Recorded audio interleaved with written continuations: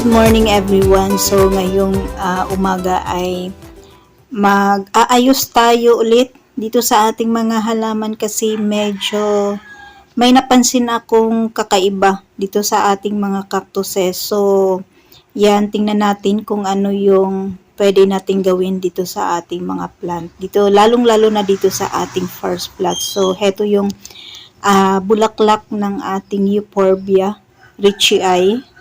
So, maganda yung kanyang flowers kasi ayan guys, cute na cute. So, heto yung nakikita kong problema dito sa ating first plant.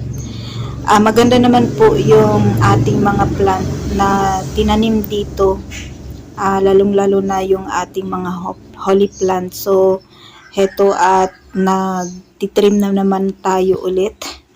So, number 1 ko talaga na problema dito guys, pag nag-trim tayo ng ating mga holly plant ay yan, sa baba, lalong-lalo na pag dry na yung flowers ng ating holly plant.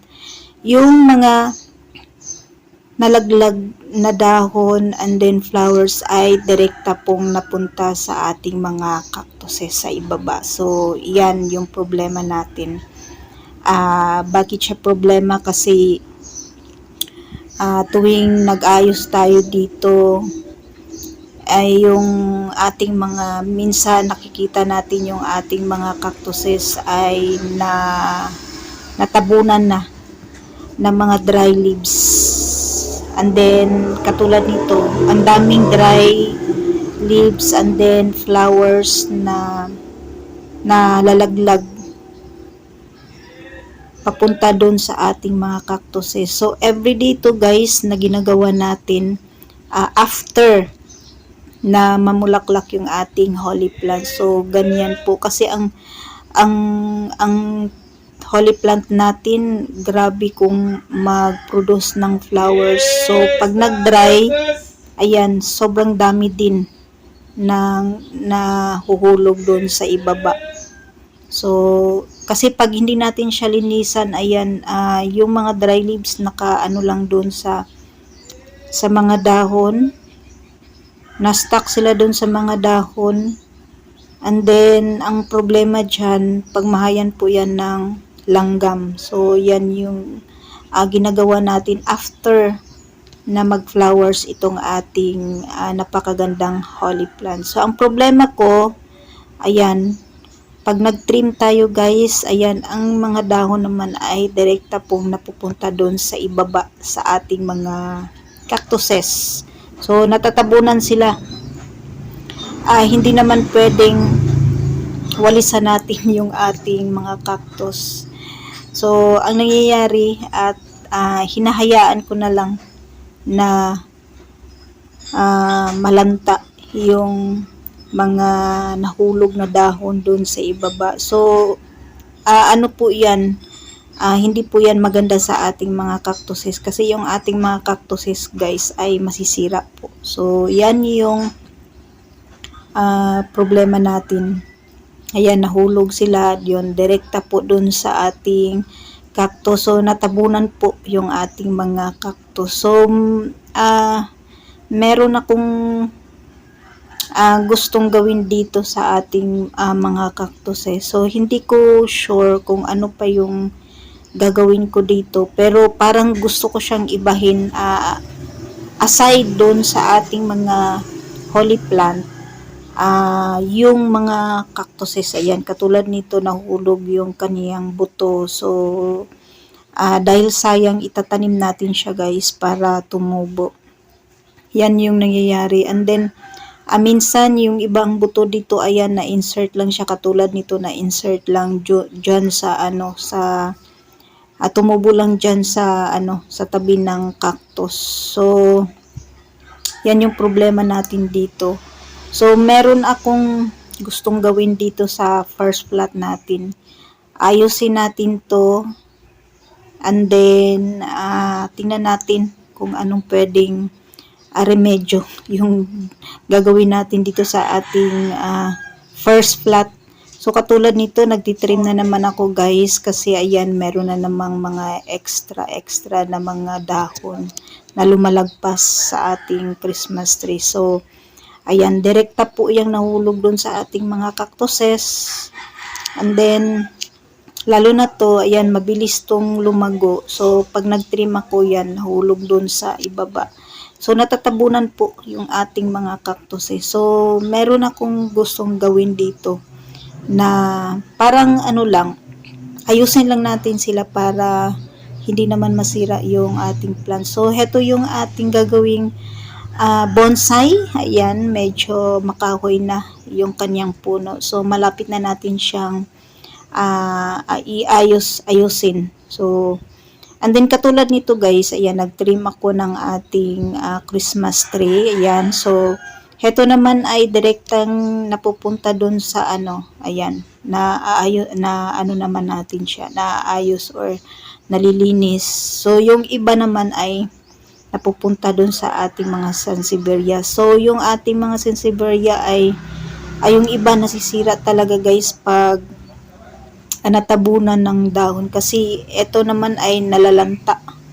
So, pag nalanta siya, yung ating sansevieria din ay nasira. So, yan yung problema natin dito sa ating mga plant na yung mga ano natin, na trim natin ay ayan, direkta pong napunta doon sa ibaba. So, dito na ano area sa second flat natin medyo okay naman po kasi nagiging pataba siya doon sa ating holy plant. Kasi iniipon ko yan and then nilalagay ko doon sa, inahalo natin doon sa ano, sa lupa sa baba ng ating holy plant. So, okay lang yan. So, doon lang tayo nagka-problema sa ating first flat. So, ganito po guys yung ginagawa natin. Pag malago na yung ating plant, kasi pag maulan, makulimlim, dito sa ating harden and then binigyan natin sila ng water. So, ganito po yung nangyayari. Sobrang lalago ng ating mga Christmas tree. So, kailangan i-trim.